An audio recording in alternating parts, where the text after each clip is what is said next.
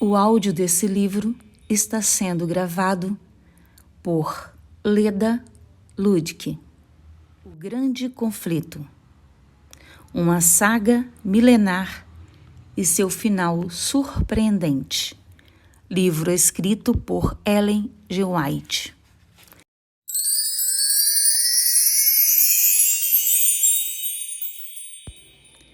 Hoje, antes de eu iniciar a gravação do capítulo 7, eu quero dar uma explicação a vocês. Eu estava gravando até agora os áudios através do livro que eu comprei há algum tempo atrás, O Grande Conflito.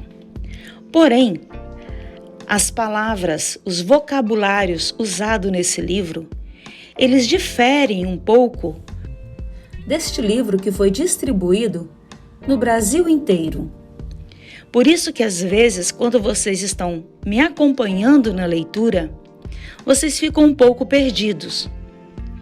Então, a partir de hoje, a leitura do capítulo 7 será feita no livro que foi distribuído gratuitamente para todos vocês.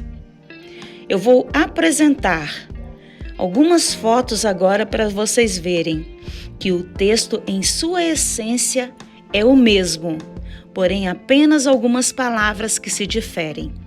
E se é uma leitura onde eu quero que todos participem, a partir desse momento eu estarei fazendo a leitura no outro livro que foi distribuído. Vocês me desculpem, é que eu não tinha conhecimento da diferença entre os dois livros.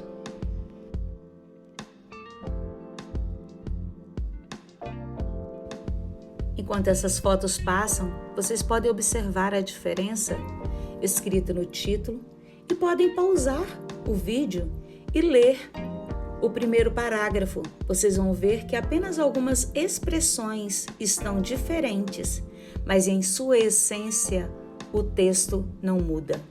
Todas trazem a verdade sobre a pregação de Cristo verdadeira. Então, vamos iniciar a leitura de mais um capítulo do livro O Grande Conflito? Agora vamos ler o capítulo 7, sobre o tema O Líder. Este líder é Lutero, um homem para o seu tempo. Dentre aqueles chamados para tirar a Igreja das trevas de Roma e conduzi-la para a luz de uma fé mais pura, Martinho Lutero se destaca como principal.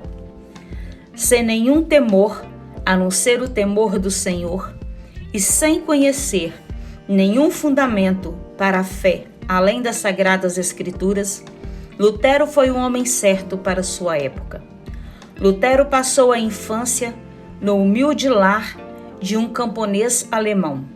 Seu pai pretendia que ele se tornasse advogado, mas Deus queria transformá-lo no construtor do grande templo que vinha sendo vagarosamente edificado ao longo dos séculos.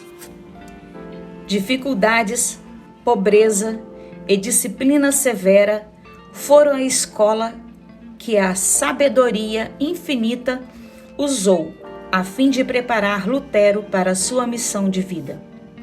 O pai de Lutero era um homem de mente ativa. Seu bom senso infalível o levou a desconfiar do sistema monástico.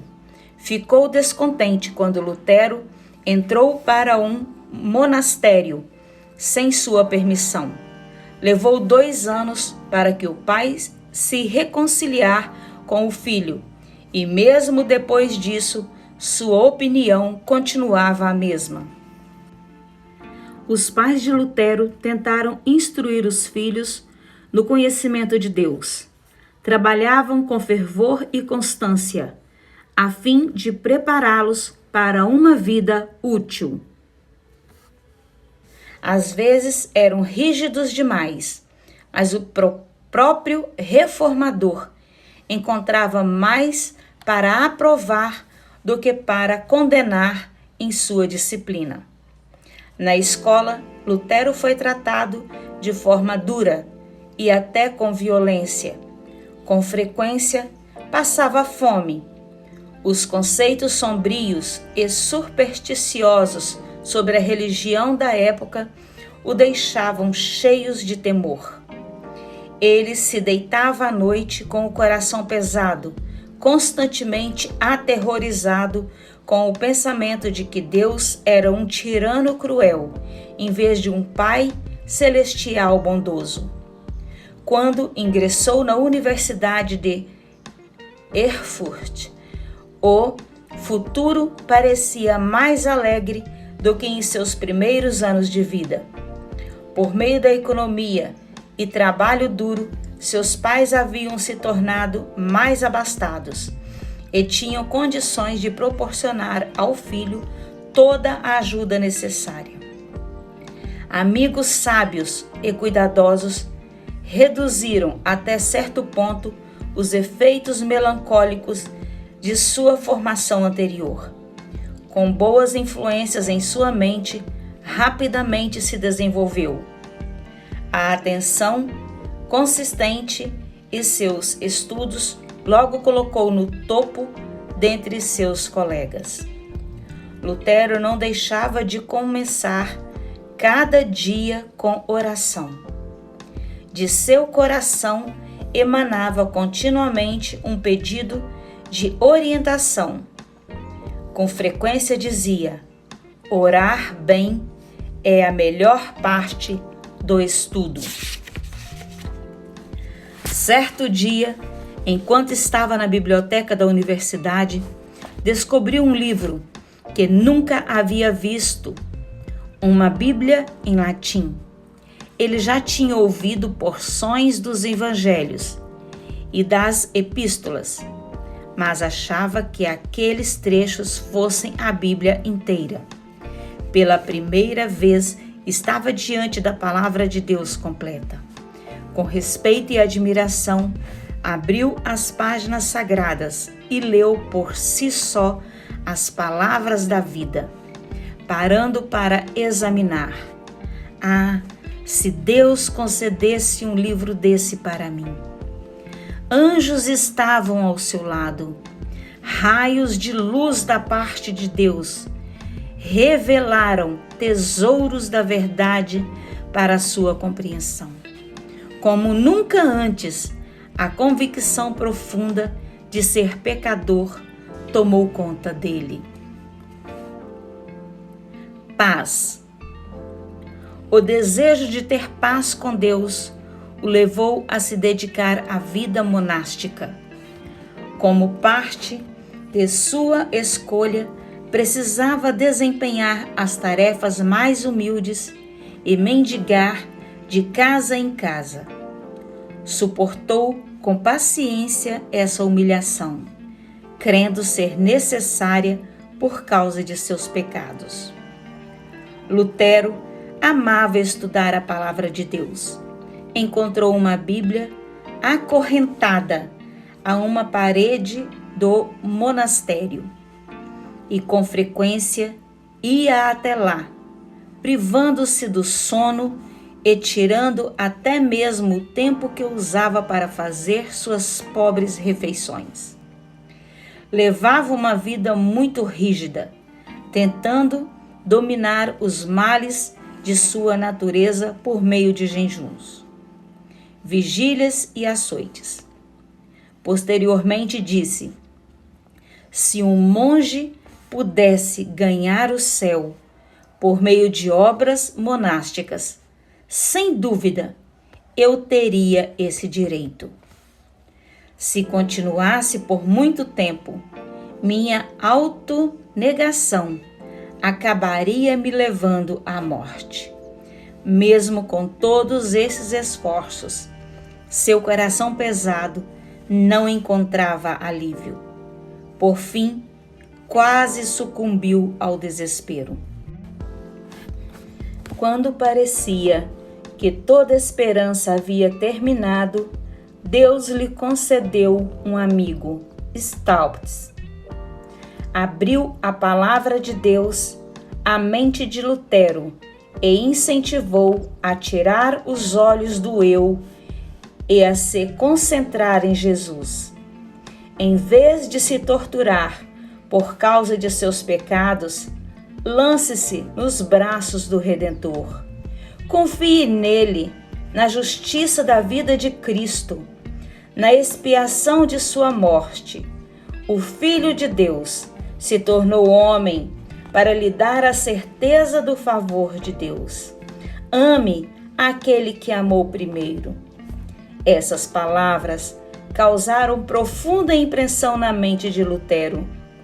Paz sobreveio a seu coração aflito. Depois de ser ordenado sacerdote, Lutero foi chamado para ser professor na Universidade de Wittenberg.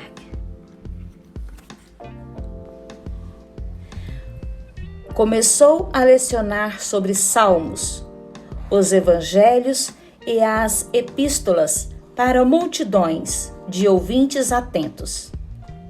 Staupitz, seu supervisor, o instigou a assumir o púlpito e pregar.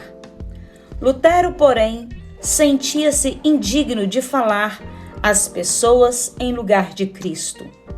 Foi somente após uma longa batalha que cedeu ao pedido de seus amigos. Era poderoso na palavra e a graça de Deus repousava sobre ele. Apresentava a verdade com tamanha clareza e tanto poder que convencia o entendimento de quem o ouvia, e seus fervorosos apelos tocavam o coração. Lutero ainda era um verdadeiro filho da Igreja Papal e jamais pensava que seria diferente. Foi visitar Roma e fez a jornada a pé, passando a noite nos monastérios ao longo do caminho.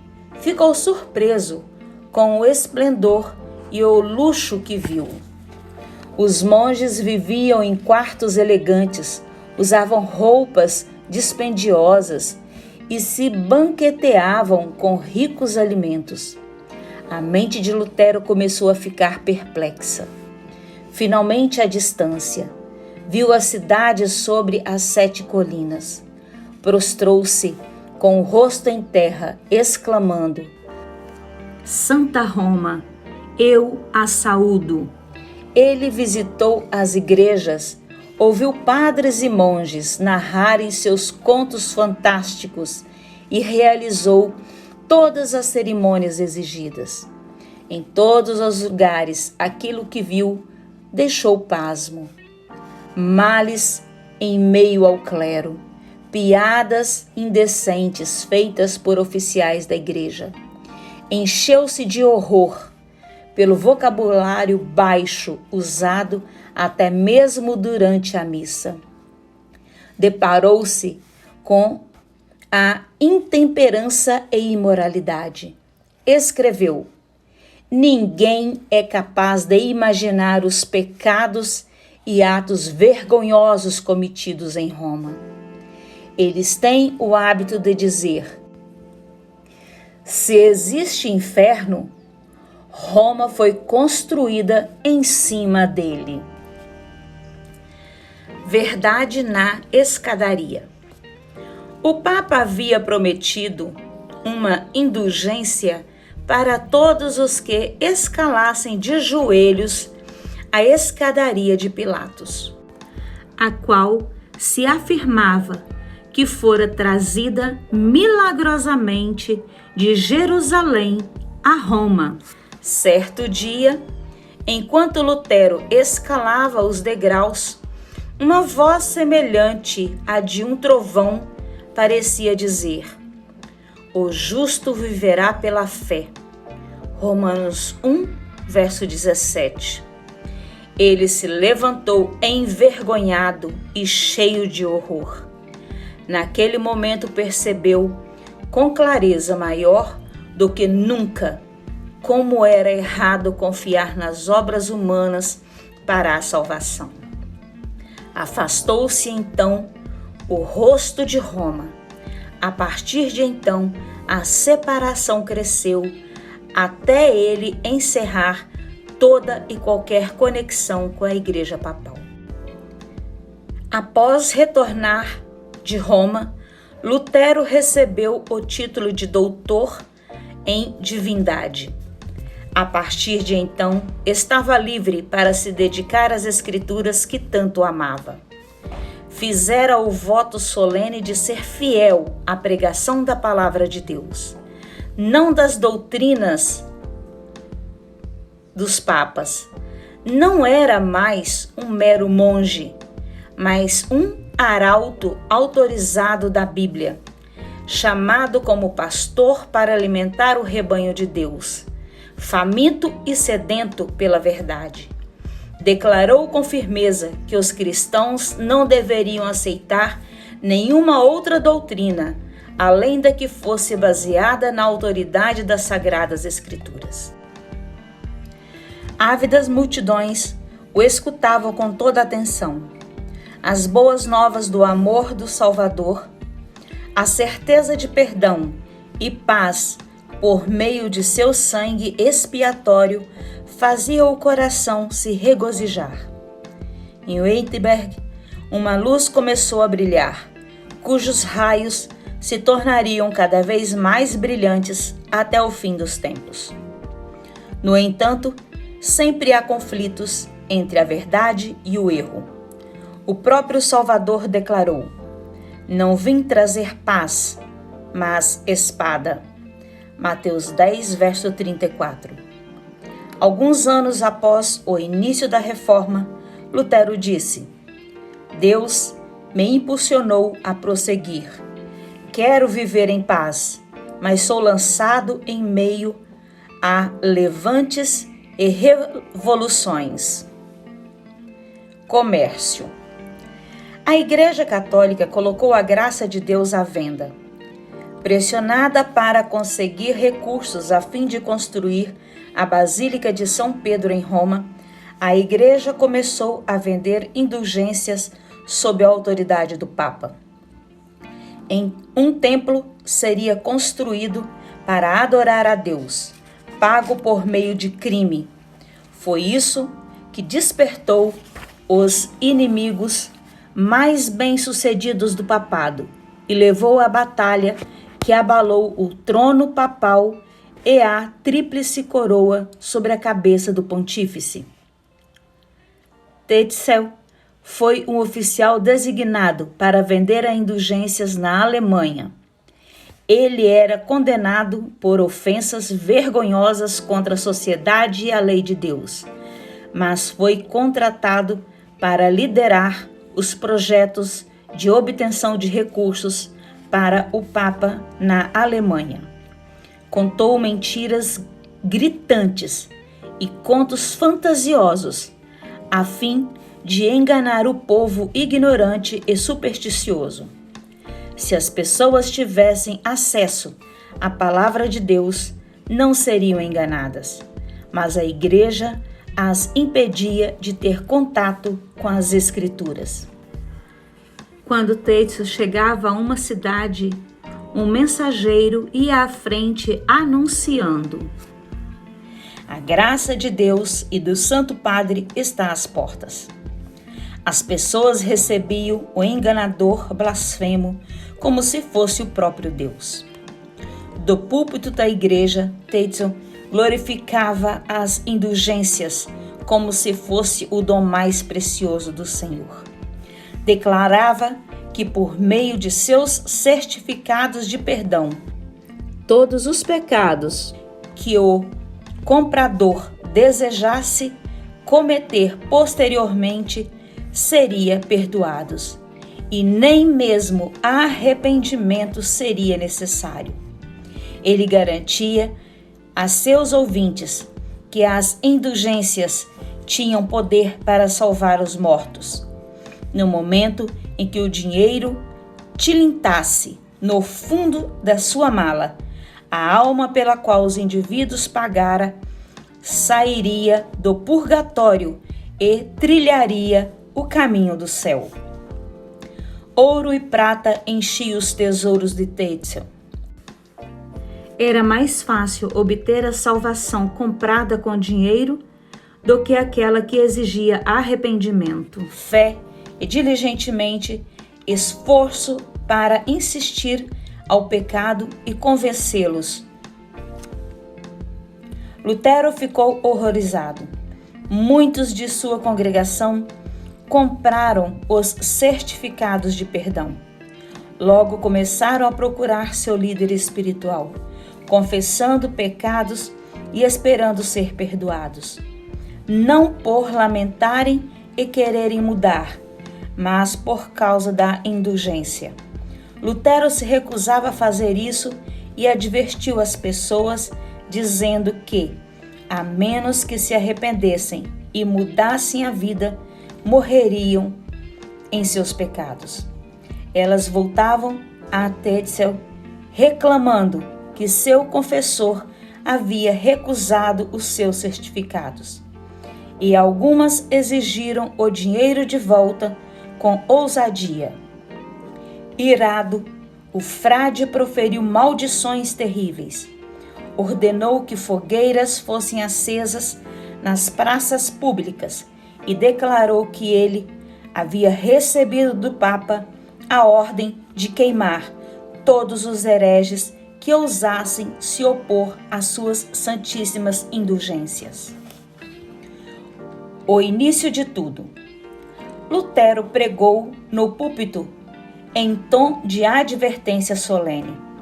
Explicou ao povo como o pecado ofendia a Deus e como era impossível a qualquer um, por meio das próprias obras, reduzir a culpa ou evitar seu castigo. Nada, a não ser o arrependimento diante de Deus e a fé em Cristo, são capazes de salvar o pecador. A graça de Jesus não pode ser comprada. É um presente gratuito. Ele aconselhava as pessoas a não comprar indulgências, mas a olhar, por meio da fé, para o Redentor crucificado. Contava sobre sua dolorosa experiência e garantia a seus ouvintes que era por meio da fé em Cristo que encontrariam alegria e paz.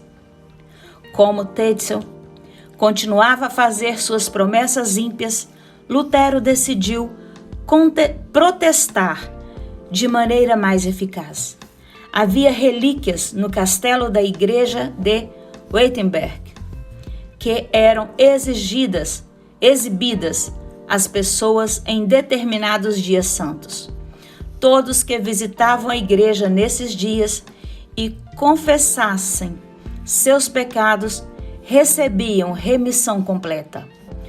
Um dia antes da mais importante dessa ocasião, a festa de Todos os Santos, Lutero se uniu à multidão que já estava a caminho da igreja. Ele afixou na porta da igreja as 95 teses contra a doutrina das indulgências. Sua contestação atraiu a atenção de todos. As teses eram lidas e repetidas em todas as direções, despertando grande agitação em toda a cidade. Os argumentos mostravam que Deus nunca havia confiado ao Papa, nem a homem nenhum, o poder de perdoar pecados e remover sua pena. Mostravam com clareza o que Deus concede livremente sua graça a todo aquele que a busca com arrependimento e fé. As teses de Lutero se espalharam por toda a Alemanha e dentro de poucas semanas havia ecoado por toda a Europa. Muitos católicos romanos devotos leram as teses com alegria, reconhecendo nelas a voz de Deus. Sentiam que o Senhor havia começado a agir para deter a crescente maré de corrupção proveniente de Roma. Príncipes e magistrados se alegravam em segredo, porque um limite estava sendo colocado sobre o poder arrogante que negava o direito de apelar às decisões. Os astutos líderes eclesiásticos ficaram enraivecidos ao ver que seus lucros corriam perigo. O reformador enfrentou acusações amargas. Quem não sabe, respondeu, que é raro alguém sugerir uma ideia nova sem ser acusado de incitar contendas? Porque Cristo e todos os mártires foram condenados à morte? Porque promoveram ideias novas sem primeiro pedir humildemente o conselho dos líderes religiosos estabelecidos. As acusações dos inimigos de Lutero, a representação errônea de suas intenções e os ataques cheios de ódio ao seu caráter sobrevieram a ele como um dilúvio.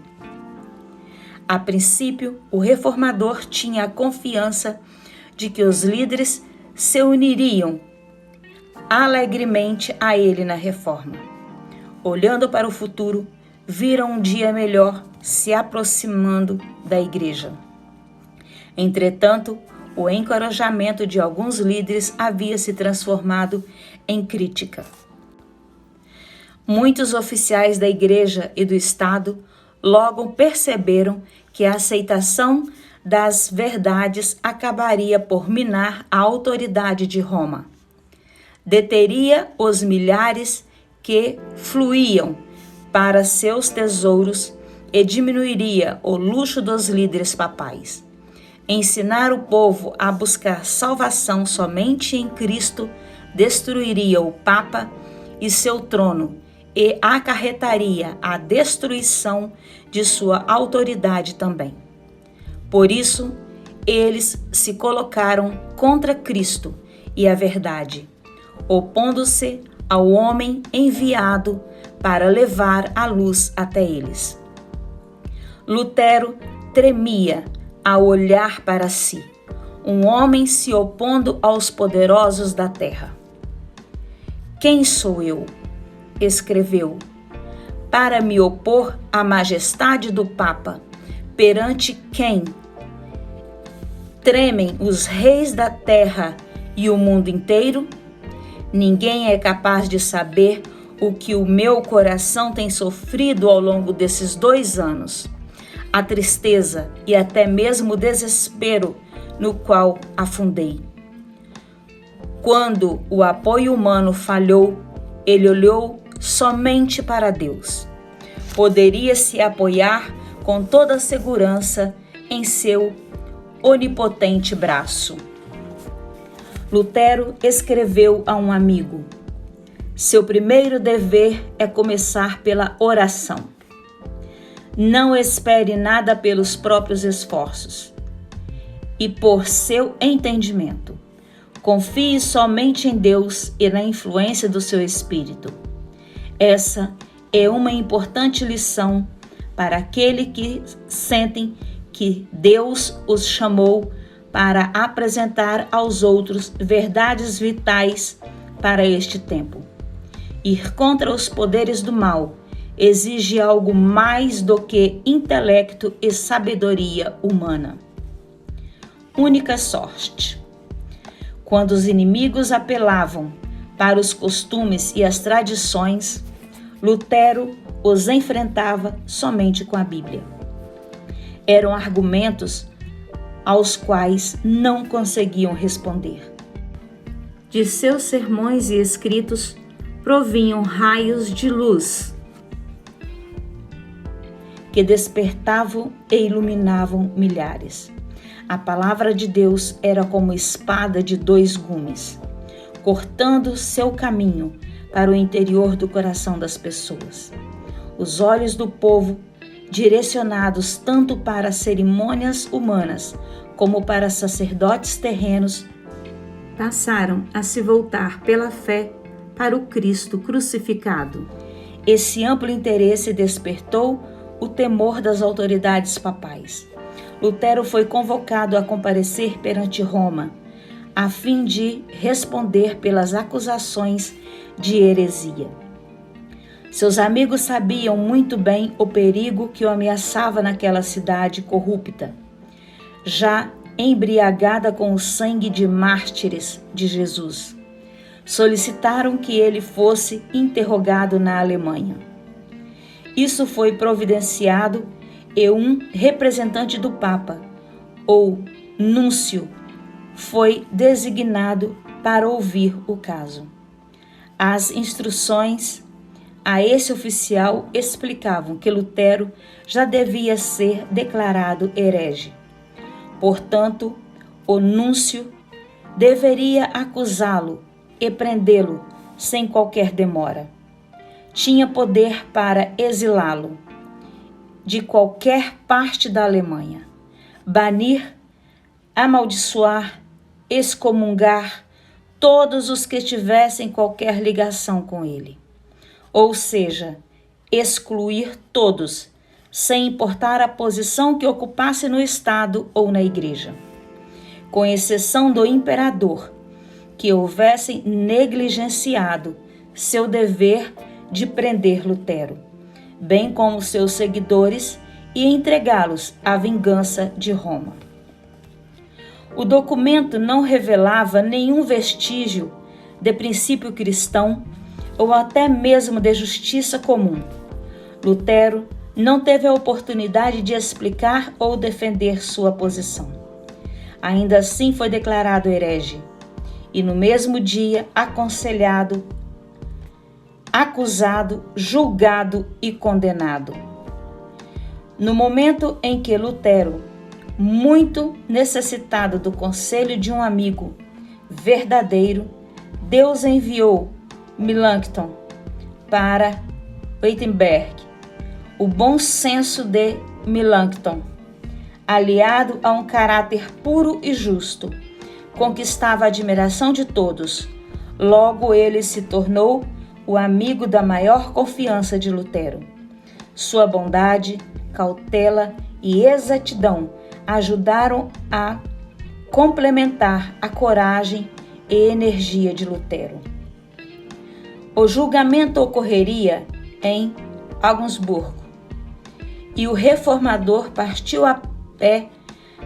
Havia ameaças de que ele seria assassinado no caminho. Por isso seus amigos imploraram que ele não fosse. Mas Lutero respondeu: sou como Jeremias, homem de lutas e contendas. No entanto, quanto mais aumentavam as ameaças, mais se multiplica minha alegria. Eles já destruíram minha honra e reputação. Quanto à minha alma, não podem tomá-la. Todo aquele que deseja proclamar a palavra de Cristo ao mundo deve esperar a morte a qualquer momento. A notícia da chegada de Lutero a Augsburgo deu grande satisfação ao representante do Papa.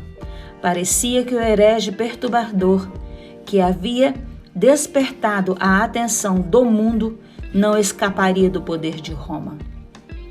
O representante tinha a intenção de forçar Lutero a se retratar. Caso isso falhasse, ele enviaria o reformador a Roma a fim de partilhar do mesmo destino de Hus e Jerônimo. Ainda assim, por meio de seus agentes, tentou fazer Lutero comparecer sem salvo-conduto, confiando em sua misericórdia. Mas o reformador se recusou a fazer isso. Só compareceu à presença do embaixador do Papa quando recebeu o documento que prometia a proteção por parte do imperador. Como estratégia, os delegados do Papa decidiram conquistar Lutero, parecendo tratá-lo com bondade. O embaixador alegou grande amizade, mas exigiu que Lutero se submetesse completamente à Igreja e abrisse mão de todas as suas ideias sem argumentar nem questionar. Em sua réplica, Lutero expressou sua consideração pela Igreja, seu desejo de conhecer a verdade e sua disposição para responder não apenas a todas as objeções, mas aquilo que ensinava e a submeter suas doutrinas aos arbítrios das principais universidades. Ele também protestou contra a exigência do cardeal de se retratar sem ficar comprovado que estava errado. A única resposta que recebeu foi: retrate-se, retrate-se. O reformador mostrou que sua posição contava com o apoio das Escrituras. Ele não podia renunciar à verdade. O embaixador, incapaz de refutar os argumentos de Lutero, o sobrecarregou com uma tempestade de acusações, ataques, bajulação, citações da tradição e os dizeres dos pais da Igreja, sem dar ao reformador a oportunidade de pronunciar. Por fim, Lutero conseguiu a permissão relutante de apresentar sua resposta por escrito. Ao escrever para um amigo, disse: aquilo que é escrito por ser submetido ao julgamento de outros. Além disso, maior é a chance de trabalhar com os temores, se não da consciência, de um déspota arrogante e tagarela, que de outra maneira dominaria por meio de suas palavras arrogantes. Na audiência seguinte, Lutero fez uma apresentação clara, concisa e vigorosa de seus pontos de vista, fundamentada nas Escrituras. Após ler o documento em voz alta, ele entregou ao cardeal, que o julgou de lado e o desconsiderou, dizendo se tratar de um aglomerado de palavras vãs e citações irrelevantes. Então, Lutero enfrentou o altivo oficial no terreno dele, usando as tradições e os ensinos da Igreja, derrotando por completo os argumentos do cardeal. O oficial quase perdeu o domínio de si mesmo. Irado, gritou: retrate-se! Caso contrário, o mandarei para Roma. Por fim, declarou, em tom nervoso e arrogante: retrate-se, ou não volte nunca mais. O reformador saiu imediatamente com seus amigos, deixando claro que o embaixador não deveria esperar nenhuma retratação de sua parte. Não era isso que o cardeal intencionava. Sozinho, então, com aqueles que o apoiavam, olhou perplexo para os outros diante do fracasso inesperado de seus planos. A vasta assembleia que ali estava teve a oportunidade de comparar os dois homens e julgar por si só o espírito que cada um havia demonstrado, bem como a força e veracidade de seus posicionamentos. O reformador era simples, humilde e firme, tendo a verdade ao seu lado. O representante do Papa se revestia de importância própria. Era jactancioso, irracional e não tinha um único argumento bíblico. Ainda assim, exigia em volume máximo: retrate-se ou irá para Roma. Fuga de Augsburgo. Os amigos de Lutero argumentaram que, como era inútil ficar, ele deveria retornar o mais rápido possível para Wittenberg e fazê-lo com grande cuidado. Assim, ele partiu de Augsburgo a cavalo antes de raiar o dia, acompanhado apenas de um guia que o magistrado havia providenciado. Trilhou em segredo as ruas escuras da cidade. Inimigos vigilantes e cruéis tramavam destruí-lo. Foram momentos de ansiedade e fervorosa oração. Ele chegou a um pequeno portão do muro da cidade. Abriram o portão para Lutero. Então ele e o guia passaram. Antes de que representante de Roma ficar sabendo que Lutero havia ido embora, ele já estava além do alcance de seus perseguidores. A notícia da fuga de Lutero encheu o representante de surpresa e raiva. Ele esperava receber grande honra por sua firmeza ao lidar com aquele perturbador da igreja. Em uma carta a Frederico, eleitor de Saxônia, denunciou amargamente Lutero, exigindo que a autoridade enviasse o reformador a Roma ou o banisse da Saxônia. Até então, Frederico tinha pouco conhecimento sobre as doutrinas reformadoras, mas havia ficado profundamente impressionado com a força e a clareza das palavras de Lutero. Até que alguém provasse que o reformador estava errado, Frederico estava determinado a protegê-lo. Em resposta, o oficial respondeu: uma vez que o doutor Martinho compareceu perante sua presença em Augsburgo, o senhor deve se dar por satisfeito. Não esperamos que tente obrigá-lo a se retratar sem primeiro convencê-lo de seus erros.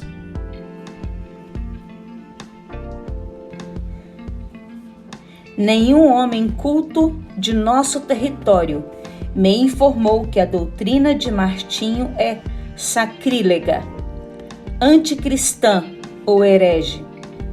Frederico percebia que a igreja necessitava de uma obra de reforma. Em segredo, ele ficou feliz, porque uma influência melhor estava surgindo dentro da igreja. Somente um ano havia se passado desde que o reformador afixara as teses na igreja do castelo. Porém, seus escritos despertaram renovado interesse pelas sagradas escrituras por toda parte. Alunos se aglomeraram na universidade, vindos não só de todas as partes da Alemanha, mas também de outras terras. Ao ver Wittenberg pela primeira vez, jovens levantavam as mãos ao céu e louvavam a Deus por ter feito a luz da verdade brilhar a partir dessa cidade. Na época, Lutero estava apenas parcialmente convertido dos erros de Roma.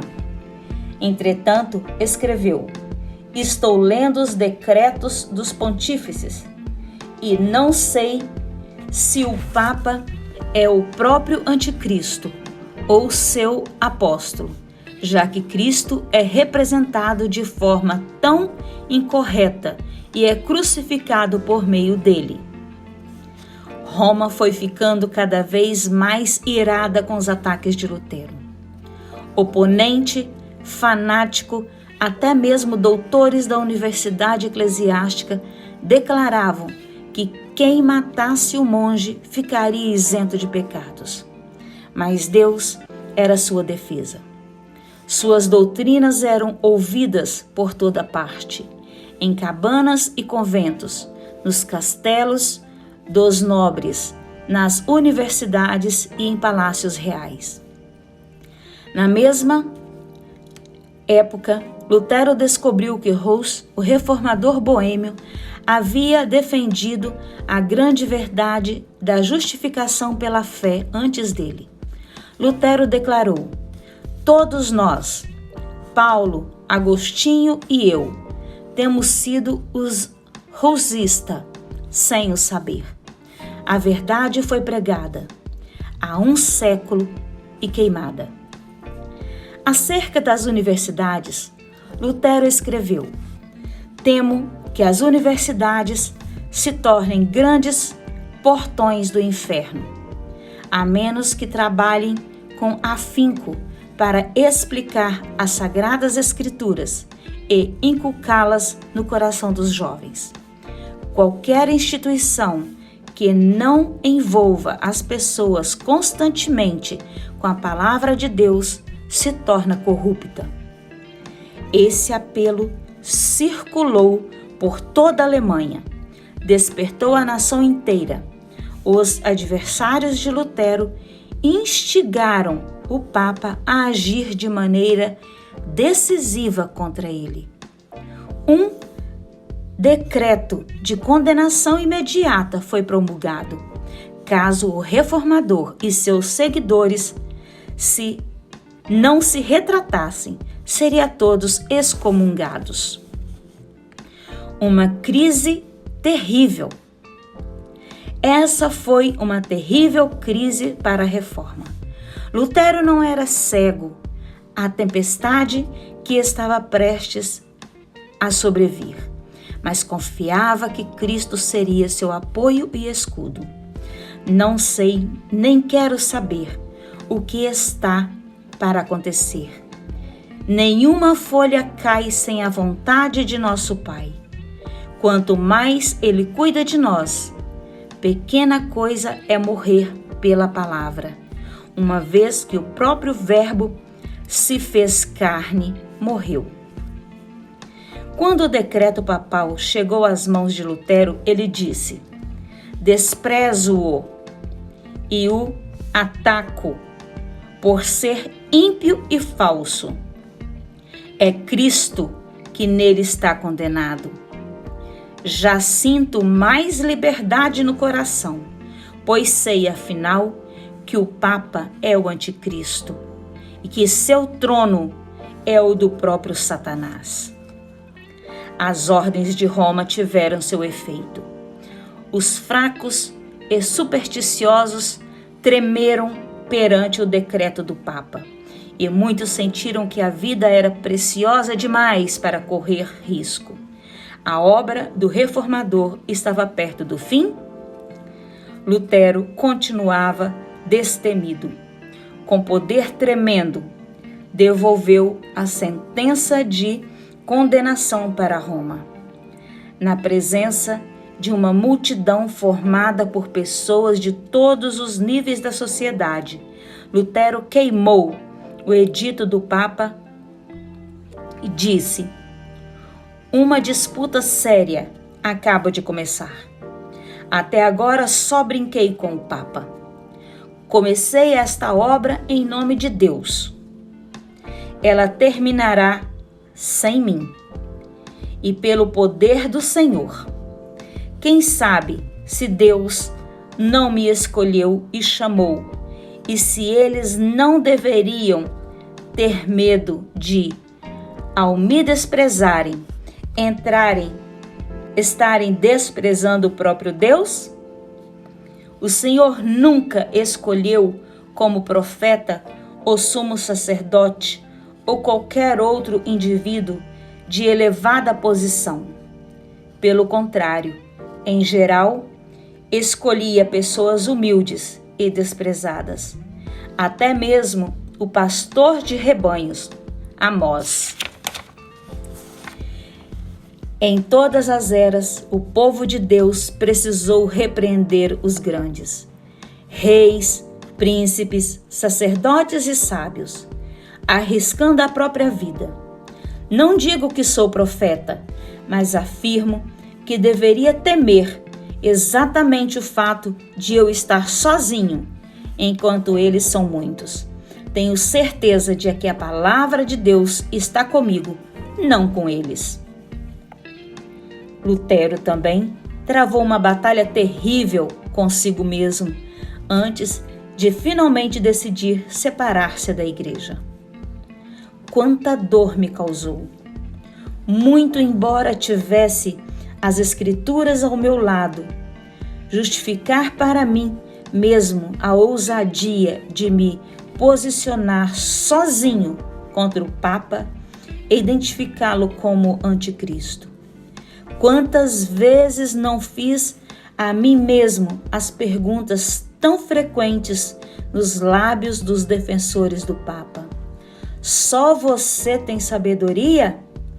Todos os outros estariam errados? Como será então se for você quem estiver errado, envolvendo em seu erro tantas pessoas que receberão a condenação eterna?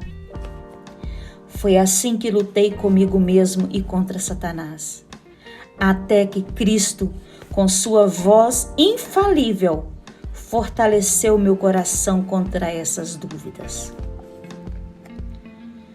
Um novo edito foi promulgado, declarando a separação final entre o reformador e a Igreja Católica Romana, dizendo que ele havia sido amaldiçoado pelo céu.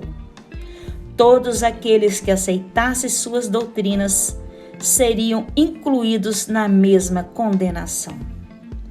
Qualquer pessoa usada por Deus a fim de apresentar verdades que se aplicam de maneira especial a seu tempo enfrenta oposição. Havia uma verdade presente nos dias de Lutero. Há uma verdade presente na igreja hoje. No entanto, assim como os oponentes de Lutero, a maioria das pessoas da atualidade não deseja a verdade. Aqueles que apresentam a verdade para este tempo não devem esperar ser recebidos de maneira mais favorável que os primeiros reformadores. O grande conflito entre a verdade e o erro, entre Cristo e Satanás, se intensificará até o fim da história deste mundo.